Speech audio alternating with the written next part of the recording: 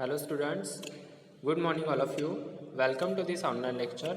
I am Mr. Shubham Babar. Today I will teach you unit number 3, financial statement analysis. From that particular unit number 3, we will discuss on topic types of financial statement. There are 5 types of financial statements and that particular types are given in that particular video, and we will discuss on that particular points one by one in briefly. Okay, financial statement nowadays is being used since and includes a statement of retained earnings, a fund flow statement, cash flow statement, profit and loss account and balance sheet. So there are 5 types of financial statements, and which statements are considered in that particular types of financial statements. That particular statements are given one by one, and the explanations is as follows. So first type of financial statement is statement of retained earnings, profit and loss appropriation account. This statement is also termed as profit and loss appropriation account. याच statement of retain अर्निंगला आणखी काय म्हटलं जातं तर profit and loss appropriation account असं देखील म्हटलं जातं. It shows the balance of accumulated profit. What is mean by accumulated profit? Accumulated profit म्हणजे जमा झालेला नफा. Okay, it shows the balance of accumulated profit. मग profit and loss appropriation account काय करणार आहे? ॲक्युम्युलेटेड प्रॉफिट शो करण्याचं काम करणार आहे ॲट द बिगिनिंग. ओके, म्हणजे जे फायनान्शियल इयर असेल, जे इयर आपण कन्सिडर केलेलं असेल त्या इयरच्या सुरुवातीला जो प्रॉफिट असणार आहे तो प्रॉफिट काय केला जाणार आहे, किती जमा झालेला आहे प्रॉफिट तो दाखवला जाणार आहे. Okay, and the net profit of the year. त्याच पद्धतीनं त्या करंट इयरचा नेट प्रॉफिट काय केलं जाणार आहे, शो केला जाणार. मग आता नेट प्रॉफिट दोन प्रकारे असतो. एक तर असणार आहे net profit before tax, net profit after tax. म्हणजे टॅक्सचं कॅल्क्युलेशन करण्याच्या आधी जो प्रॉफिट येत असतो त्याला आपण काय म्हणत असतो, नेट प्रॉफिट बिफोर टॅक्स असं म्हणत असतो. आणि जो प्रॉफिट आपण टॅक्सचं कॅल्क्युलेशन करण्याच्या नंतर काढत असतो त्याला आपण काय म्हणत असतो, net profit after tax. Okay, so इथं कुठला कन्सिडर करायचं आपल्याला, किंवा profit and loss appropriation account आहे तिथं कुठला प्रॉफिट आपल्याला शो होणार आहे, the net profit after tax. टॅक्सची प्रोव्हिजन झाल्याच्या नंतर जो प्रॉफिट येणार आहे तो आपल्याला तिथं काय होणार आहे, शो होणार आहे. From the total of these two items. Okay, from the total of these two items the appropriation made during the year such as proposed dividends, contributions to general reserve, to debenture redemption fund, etc. are deducted, and whatever balance remains thereafter is carried over to balance sheet. म्हणजे आता profit and loss appropriation account आपल्याला तयार करायचं आहे. आपण काय करणार, सगळ्यात पहिल्यांदा जे बॅलन्सेस आहेत ते घेणार आहे as per our format of profit and loss appropriation account. आपण सगळं कॅल्क्युलेशन करणार आहे. आता आपण कुठपर्यंत आलोय की नेट प्रॉफिट बिफोर टॅक्सपर्यंत आपण ते अमाऊंट काढलेले आहे. देन आपण आता टॅक्सची प्रोव्हिजन करणार आहे. आफ्टर टॅक्स प्रोव्हिजन आपण काय करणार आहे, नेट प्रॉफिट आफ्टर टॅक्स काढणार आहे. त्याच्यानंतर आपलं काय येणार आहे की विशिष्ट प्रकारचा अप्रोप्रिएशन बॅलन्स आपला येणार आहे, आणि त्या अप्रोप्रिएशन बॅलन्स म्हणून आपल्याला काय करायचं आहे, त्या अप्रोप्रिएशन बॅलन्समधून आपल्याला काय करायचं, डिडक्शन करायचं आहे. डिडक्शन कशाचं करायचं आहे, तर ॲज पर फॉर्मॅट जे बॅलन्सेस आपल्याला दिलेले असतात त्या बॅलन्सेसचं डिडक्शन करायचं आहे. मग सच ॲज प्रपोज्ड डिव्हिडंड असतील, कॉन्ट्रीब्युशन टू जनरल रिझर्व्ह असेल, टू डिबेंचर रिडम्शन फंड्स असतील, हे सगळं डिडक्शन आपल्याला करायचं आहे. आणि जो बॅलन्स रिमेन्स राहणार आहे, जो बॅलन्स शिल्लक राहणार आहे तो balance thereafter is carried over to balance sheet. आणि तो राहिलेला बॅलन्स आपल्याला कुठे पाठवायचा आहे, बॅलन्स शीटला पाठवायचा आहे. Okay, That is the explanation of first point, that is statement of retained earning or profit and loss appropriation account. Now, second point is fund flow statement. This statement reveals changes in working capital. या particular स्टेटमेंटमध्ये आपण काय करणार आहे, हे statement काय show करण्याचं काम करणार आहे. This statement reveals changes in working capital. Okay, working capital, there are two types of capital. One of that is fixed capital, second type is working capital. From that particular 2 points we will consider in that particular fund flow statement working capital. So fund flow statement shows the changes in working capital, that is increase or decrease in working capital at the end of the year over that of the commencement of the year. म्हणजे की working capital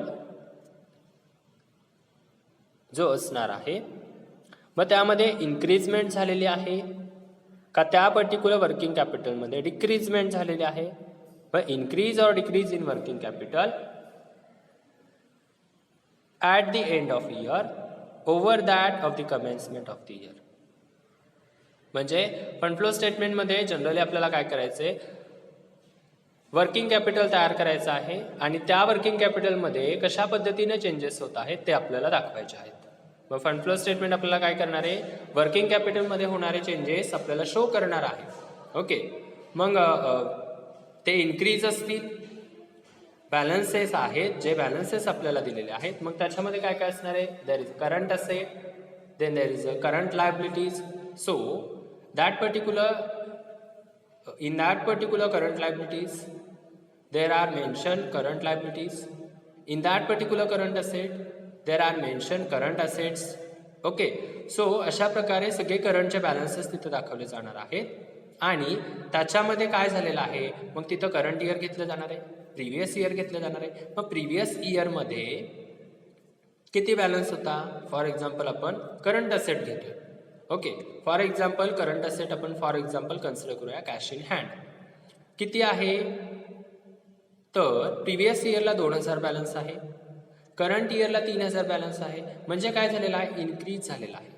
किती रुपये वाढलेले आहेत, तर 1000 रुपये वाढलेले आहेत. मग कॅश इन हँड किंवा कॅश ॲट बँक किती होता, प्रिव्हियस इयरला 2000 होता, आता किती झालेला आहे, 3000 झालेला आहे. So increment of that particular balance cash in hand of rupees 1000.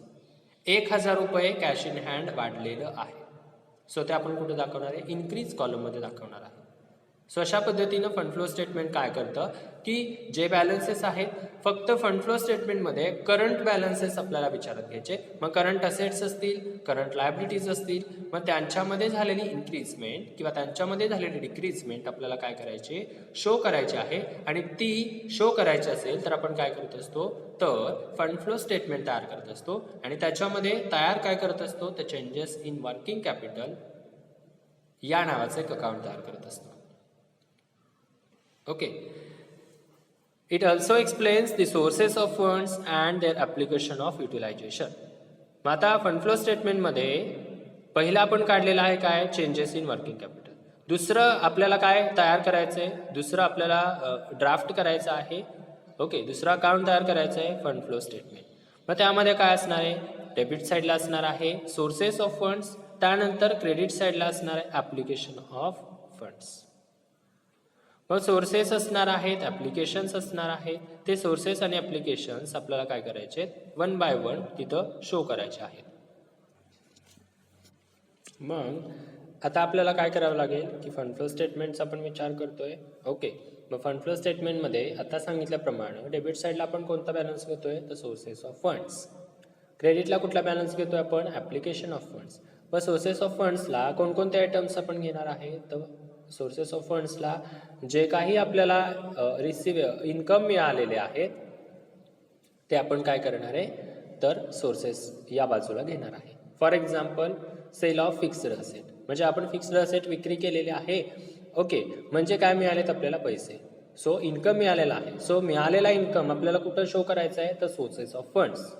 आणि आपल्याला जे देणं आहे किंवा आपल्याला जे द्यायचं आहे ते आपण कुठं दाखवतोय, तर तिकडे क्रेडिट साईडला application of funds. Okay, so अशा पद्धतीनं फंड फ्लो स्टेटमेंटमध्ये दोन महत्त्वाची अकाउंट्स असणार आहेत. सो पहिलं असणार आहे changes in working capital, then त्यानंतर असणार आहे फंड फ्लो स्टेटमेंट, आणि त्याच पद्धतीनं आणखी असणार आहे profit and loss appropriation account. So अशा पद्धतीची वेगवेगळी अकाउंट्स सुद्धा आपल्याला काय करायचे आहेत, अभ्यासायची आहेत.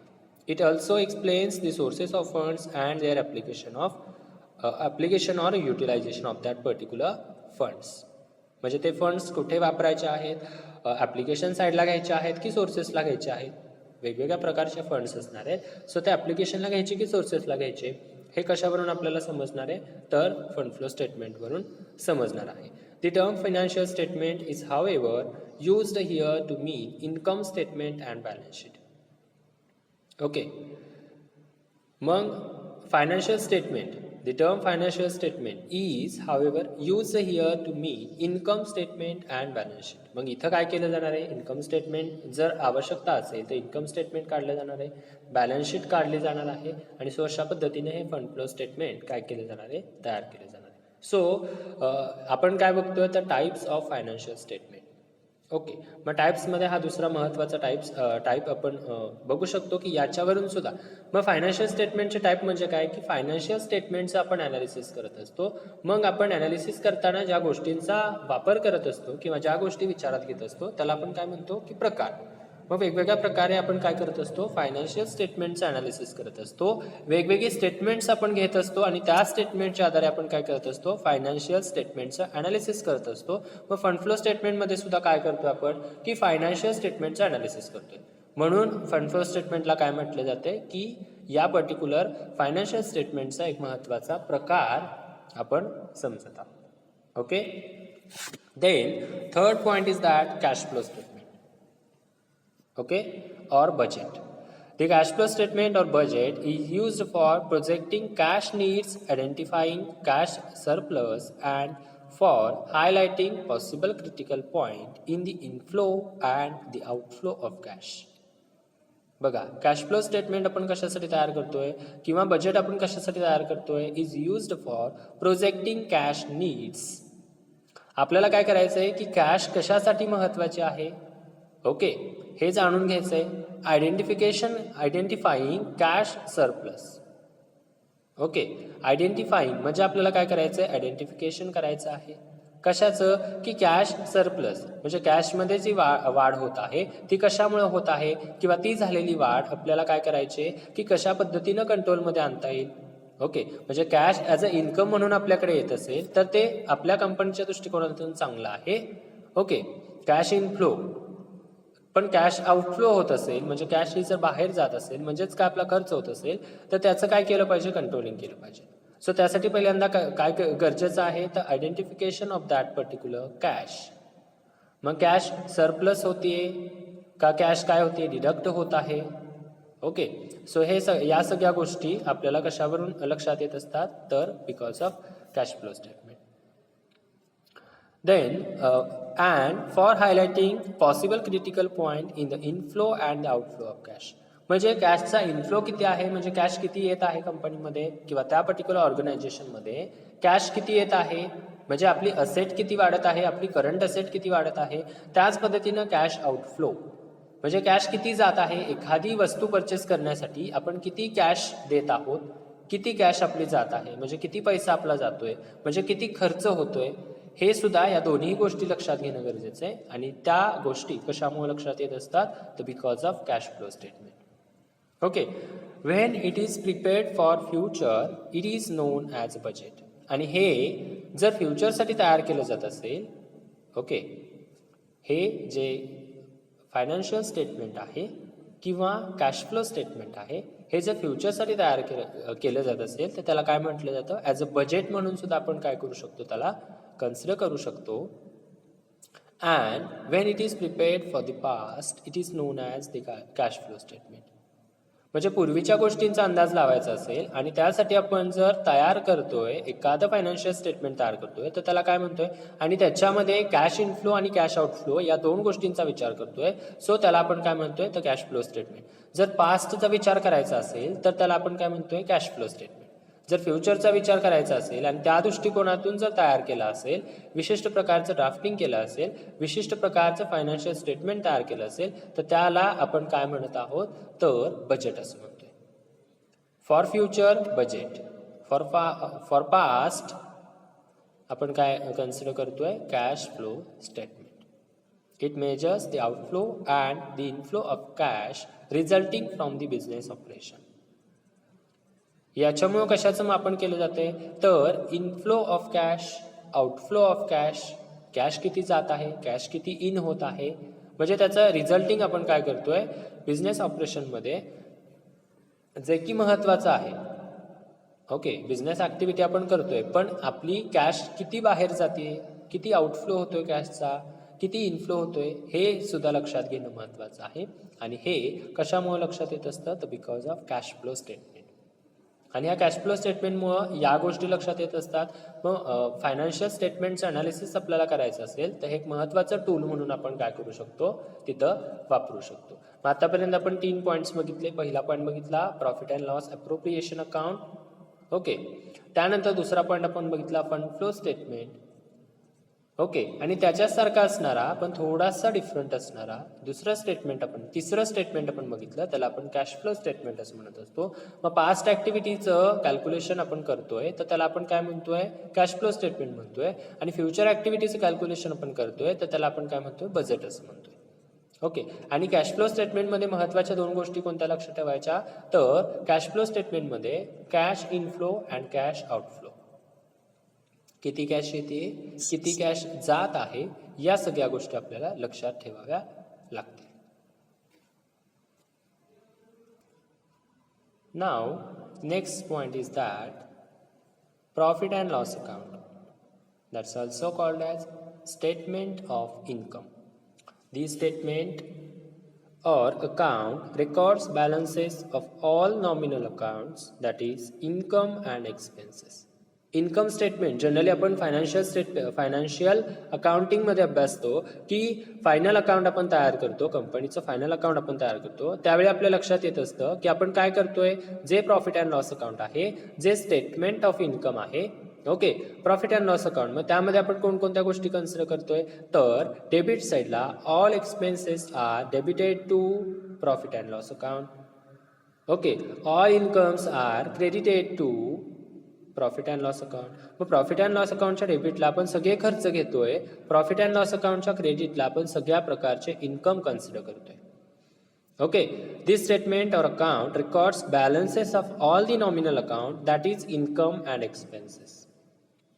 वेगवेगळ्या प्रकारचे उत्पन्न, वेगवेगळ्या प्रकारचे खर्च आपण कुठे शो करतोय, तर in that particular profit and loss account. It explains what has happened to a business as a result of operations between 2 balance sheet dates. It explains profit and loss account काय explain करत आहे, it explains what has happened to a business as a result of operations between 2 balance sheet dates. म्हणजे 2 balance sheets आपण काय करतोय, त्या 2 balance शीट्सचं आपण comparison करतोय, त्याचं रिझल्टिंग करतोय. ओके, एक बिझनेस आहे, it explains what has happen, काय घडलेलं आहे, to a business as a result of operations between 2 balance sheet dates. Okay, अशा प्रकारच्या बॅलन्स शीटचं आपण काय करतोय, कंपॅरिझन करतोय. ओके, त्याच पद्धतीनं की बिझनेसमध्ये काय घडलेलं आहे आणि त्याच्यावरून काय रिझल्ट निघतोय, हे आपण काय करतोय, सगळ्या गोष्टी कशामध्ये काय करतोय, तर प्रॉफिट अँड लॉस अकाउंटमध्ये या गोष्टींचं आपण काय करतोय, डिस्कशन करतोय. ओके, म्हणजे बॅलन्स शीट आपल्याला तयार करायची आहे, तर त्यासाठी सगळ्यात पहिल्यांदा तुमचं जे प्रॉफिट अँड लॉस अकाउंट आहे ते तुम्ही व्यवस्थितपणे तयार करणं गरजेचं आहे. कारण प्रॉफिट अँड लॉस अकाउंटमधील काही बॅलन्सेस हे कुठे जाणार आहेत, तर बॅलन्स शीटला जाणार आहेत. प्रॉफिट अँड लॉस अकाउंटमधले काही बॅलन्सेस काय होणार आहेत, बॅलन्स शीटला जाणार आहेत. सो मग अशा प्रकारे जे प्रॉफिट अँड लॉस अकाउंट तुम्ही तयार करताय ते योग्य पद्धतीने तयार केलं तर त्यामुळे बॅलन्स शीट योग्य पद्धतीने तयार होणार आहे. सो त्यामुळे प्रॉफिट अँड लॉस अकाउंट किंवा स्टेटमेंट ऑफ इन्कम याचं किंवा यामध्ये असणाऱ्या फंड्सचं किंवा यामध्ये असणाऱ्या इन्कमचं किंवा यामध्ये असणाऱ्या एक्सपेन्सेसचं ज्यावेळी आपण काय करतोय, कन्सिडरेशन करतोय, त्यावेळी ते योग्य ऑथेंटिक असणं आवश्यक आहे. Okay, generally the profit and loss account summarize those transactions in which there is a loss or gain for the owners of the business. Generally, the profit and loss account summarize. काय summarize करते आहे? Profit and loss account summarize those transactions. मग अशा प्रकारचे व्यवहार त्याच्यामध्ये summarize केले जात आहेत in which there is a loss or gain for the owners of the business. म्हणजे बिझनेसचा जो ओनर आहे त्याला काय लॉस झालेला आहे किंवा किती प्रमाणात लॉस झालेला आहे किंवा कोणकोणत्या गोष्टींमध्ये लॉस झालेला आहे, त्याचप्रमाणे की तो जो ओनर आहे त्याला कोणकोणत्या मार्गावरून इन्कम मिळालेला आहे, ते इन्कम कुठं क्रेडिट केलं जातं, तर प्रॉफिट अँड लॉस अकाउंटला क्रेडिट केलं जातं. ते कुठं जर एखाद्या प्रकारचं एक्सपेन्सेस असेल किंवा एखाद्या प्रकारचं कॉस्टिंग असेल तर ते कुठे डेबिट केलं जाणार आहे, तर debited to profit and loss account. म्हणजे याच्यावरून काय कळतंय, त्या पर्टिक्युलर ओनरचं, बिझनेसचा जो ओनर आहे त्याचं इन्कम किती आहे, कुठकुठले सोर्स आहेत इन्कमचे, त्याच पद्धतीने त्याचं एक्सपेन्सेस किती आहेत हे काय होते, शो होते. मग एक्सपेन्सेस आपण डेबिटला दाखवत असतो, त्या पर्टिक्युलर ओनरचे इन्कम्स आपण काय करत असतो, क्रेडिट साईडला दाखवत असतो. This statement or account shows the income earned and the expenses incurred to earn that income during the accounting period on the basis of matching concept. Okay, मग या स्टेटमेंटमध्ये काय जनरली दाखवलं जातं, तर या स्टेटमेंटमध्ये त्या पर्टिक्युलर व्यक्तीला ड्युरिंग पिरियडमध्ये, म्हणजे ड्युरेशन किती आहे, फॉर एक्झाम्पल 1 इयरचं आपण कन्सिडरेशन करतोय, 1 वर्षाची बॅलन्स शीट आपल्याला तयार करायची आहे at the end of financial year, that is 31 March. Okay, 1 एप्रिलला आपलं फायनान्शियल इयर स्टार्ट होते, 31 मार्चला आपलं फायनान्शियल इयर एंड होते. मग ते ज्यावेळी एंड होतं त्यावेळी आपण काय करतो असतो, बॅलन्स शीटचं प्रिपरेशन करत असतो. आणि ते बॅलन्स शीटचं प्रिपरेशन करताना काय केलं जात असतं, तर त्याचं इन्कम स्टेटमेंट, बरोबर, इन्कम स्टेटमेंट आधी काढावं लागतं, trading account, profit and loss account, balance sheet, आणि त्यावरून मग आपण काय करत असतो, फायनल अकाउंट तयार करत असतो at the end off period. Okay, at the end of financial period. मग त्या पिरियडच्या एंडला आपण काय करतोय, तशा प्रकारे काय करतोय, बॅलन्सेस शो करतोय. मग डेबिट साईडला जर इन्कम स्टेटमेंटचा विचार केला, प्रॉफिट अँड लॉस अकाउंट, कारण आपण कशाचा अभ्यास करतोय आता, फक्त प्रॉफिट अँड लॉस अकाउंटचा. 4th नंबरचा पॉईंट कुठला आहे, profit and loss account. So आपण फक्त प्रॉफिट अँड लॉस अकाउंट विचारात घेऊयात. मग डेबिटला काय होणार आहे, सगळे खर्च, क्रेडिटला काय होणार आहे, सगळे incomes.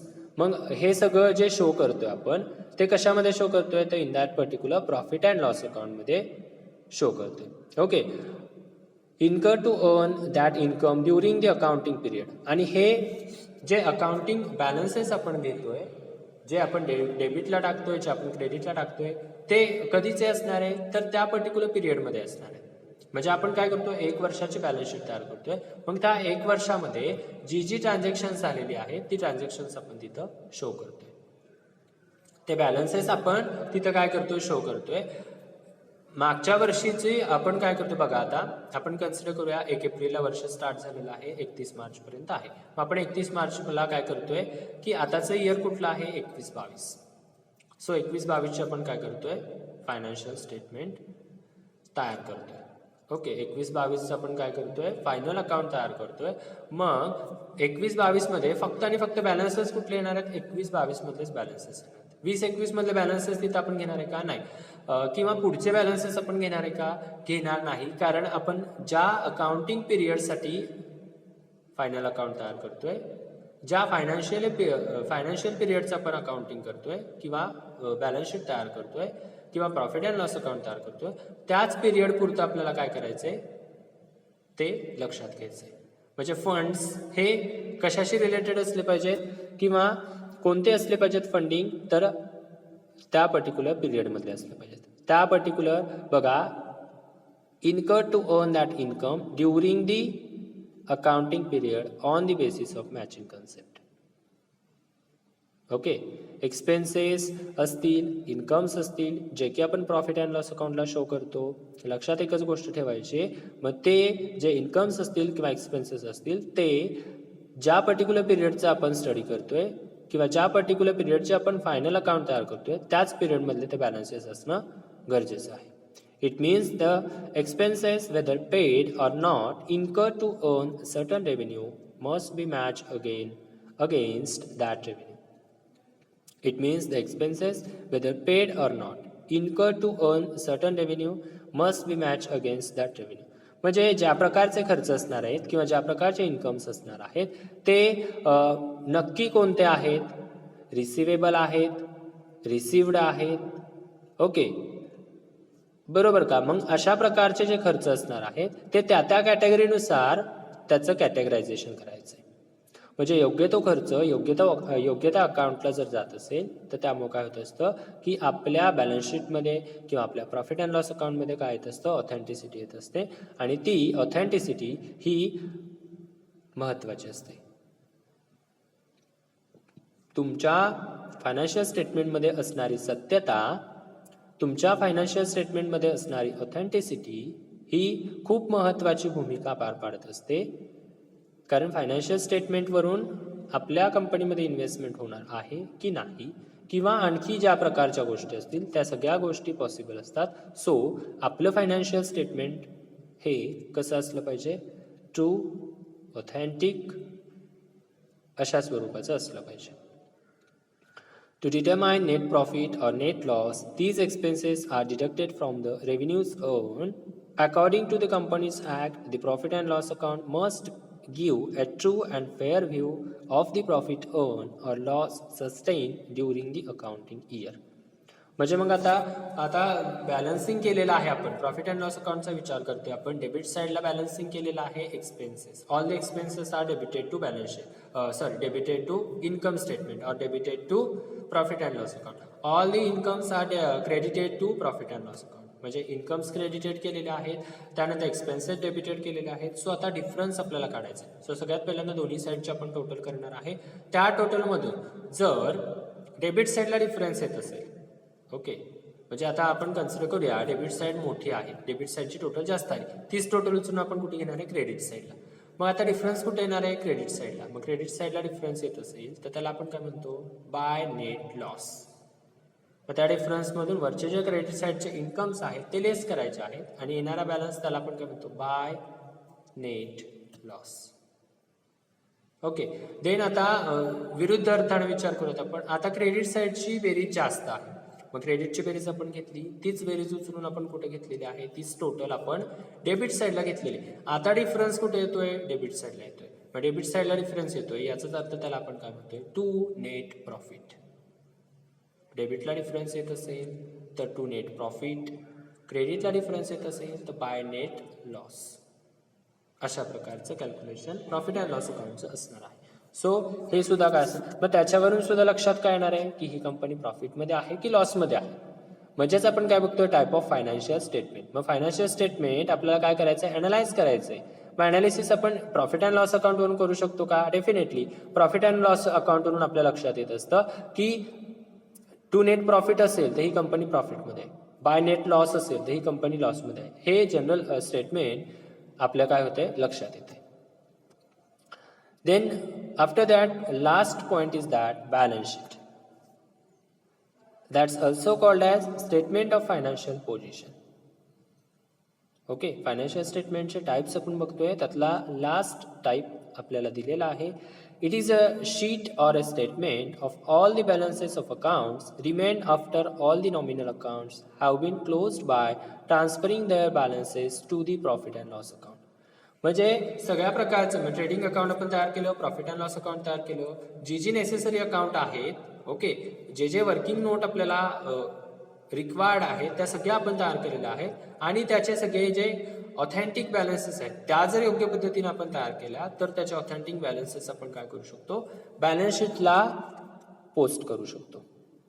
All debit balances are taken to right hand side. All debit balances are taken to the right hand side. Okay, that is asset side. and all the credit balances to the left hand side, that is liabilities side of the statement. As such a balance sheet is defined as a statement of asset and liability of the business. म्हणजे आता balance शीटचा विचार करतोय आपण. Balance शीटच्या debit side आपण consider करूया की काय असणार आहे. डाव्या बाजूला काय असणार आहे, लायबिलिटीज असणार आहे. उजव्या बाजूला काय असणार आहे, असेट्स असणार आहे. मग सगळ्या ज्या असेट्स असणार आहेत त्या असेट्सच्या खाली आपण लिहिणार आहोत. मग फिक्स्ड असेट असतील, ओके. त्याच पद्धतीनं करंट असेट्स असतील, त्या आपण कुठे घेणार आहे, बॅलन्स शीटच्या क्रेडिट साईडला घेणार आहे. डेबिट साईडला काय घेणार आहे आपण, तर डेबिट किंवा डाव्या बाजूला आपण म्हणूयात, ओके. कारण डेबिट क्रेडिट साईड असं काही नसतं बॅलन्स शीटमध्ये. पण डाव्या बाजूला आपण लायबिलिटी घेणार आहे, उजव्या साईडला आपण काय करणार, असेट घेणार आहे. मग असेटच्या खाली ज्या ज्या असेट्स आहेत त्या असेट्सचं सगळं आपण काय करणार आहे, त्या सगळ्या असेट्स आपण तिथे मेन्शन करणार आहे. लायबिलिटी साईडला काय करणार आहे आपण, ज्या ज्या सगळ्या लायबिलिटी आहेत, जी जी सगळी आपली देणी आहेत ती सगळी देणी आपण काय करणार आहे, लायबिलिटी साईडला मेन्शन करणार आहे. Okay. The balance sheet reveals the financial position of the business at a certain point of time, the last day of accounting year. Accounting इयरचा जो शेवटचा दिवस असणार आहे दॅट इज 31 मार्च. मग त्या 31 मार्चला काय करणार आहे, बॅलन्स शीट रिव्हील्स, बॅलन्स शीट काय शो करणार आहे, the financial position of the business at a certain point of time, the last day of accounting year. 31 मार्चला अशा प्रकारचं फायनान्शियल स्टेटमेंट काय होणार आहे, रिव्हील होणार आहे. It indicates what the business owes and what it owns on a particular day. What it owes are its liability, including capital and reserve, whereas what it owns are its asset.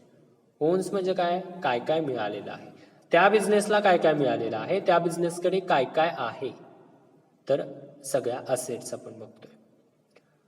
Okay. Ons म्हणजे काय, मिळालेलं आहे. ओज म्हणजे काय, की काय काय द्यायचं आहे, कोणकोणत्या लायबिलिटीज आहेत. मग that is including capital and reserve. मग वेगवेगळ्या प्रकारचे कॅपिटल्स असतील. कॅपिटल म्हणजे काय, भांडवल. आपण काय केलेलं आहे, कर्ज उभारलेलं आहे. मग आपल्याला देणं लागतंय का, डेफिनेटली देणं लागतंय. ओके. म्हणून ते कुठे येते, लायबिलिटी साईडला येते. वेगवेगळ्या प्रकारचे फंडिंग आपण तयार केलेले आहेत आणि ते फंडिंग आपल्याला आता द्यावे लागतील, म्हणून ते आपण कुठे घ्यायचे आहेत, लायबिलिटी साईडला. मग बॅलन्स शीट वरून सुद्धा काय लक्षात येत असतं की बघा, लायबिलिटी साईड आणि असेट साईड. असेट किती प्रमाणात आहेत, लायबिलिटी किती प्रमाणात आहेत, हे लायबिलिटी हे बॅलन्स शीटवरून आपल्या लक्षात येत असतं. आणि बॅलन्स शीटलाच आणखी काय म्हटलं जातं, it is the statement of financial position. So अशा प्रकारे हे 5 पॉईंट्स आपले झालेले आहेत. So that particular points are considered as a types of financial statements. If any queries regarding that particular session, mention in comment box. Okay, thank you.